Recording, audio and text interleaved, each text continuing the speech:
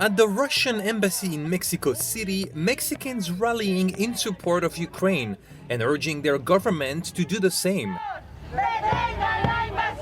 Despite having enormous commercial ties to the US, Mexico is not aligning itself with the West over the war in Ukraine.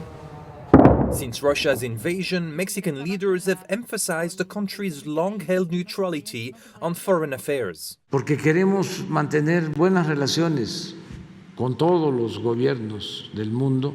But Mexico's refusal to sanction Russia and send aid to Ukraine has offended not only Ukraine, but also the US, Mexico's largest trading partner by far. The president is not very fond of the United States to start with, but also when President López Obrador contracted COVID, President Putin offered to send his medical team to Mexico City. A month after Russian troops invaded Ukraine, lawmakers from Mexico's leftist ruling party created a Mexico-Russia Friendship Committee and invited the Russian ambassador to the event. They're very anti-American, and as such, they believe, as what Castañeda, the former minister, said, that the enemy of my enemy is my friend. The move prompted a strong rebuke from the US ambassador to Mexico, who noted that during World War II, the US and Mexico were united against Hitler.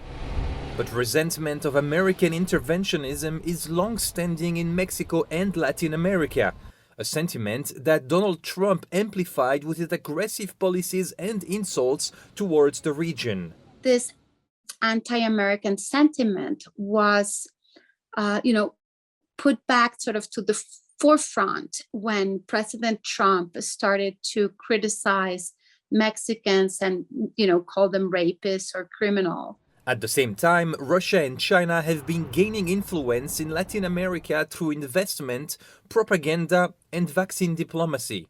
They would have much rather had Moderna or Pfizer or AstraZeneca, which are better vaccines. But we didn't get the vaccines for them, and the Chinese and the Russians came through with them. The US also suspects that Mexico harbors a large number of Russian spies, a point recently made by a top US military official. The largest portion of GRU members in the world is in Mexico right now. Those are Russian intelligence personnel. The statement an apparent reference to Russia's huge embassy in Mexico City. Mexico has very little economic ties with Russia, very little political interaction. So to have an embassy in Mexico that's about 30% larger than their embassy in Brazil is suggestive. Internationally, Mexico has been more critical of Russia, voting, for example, in favor of a UN resolution condemning the invasion.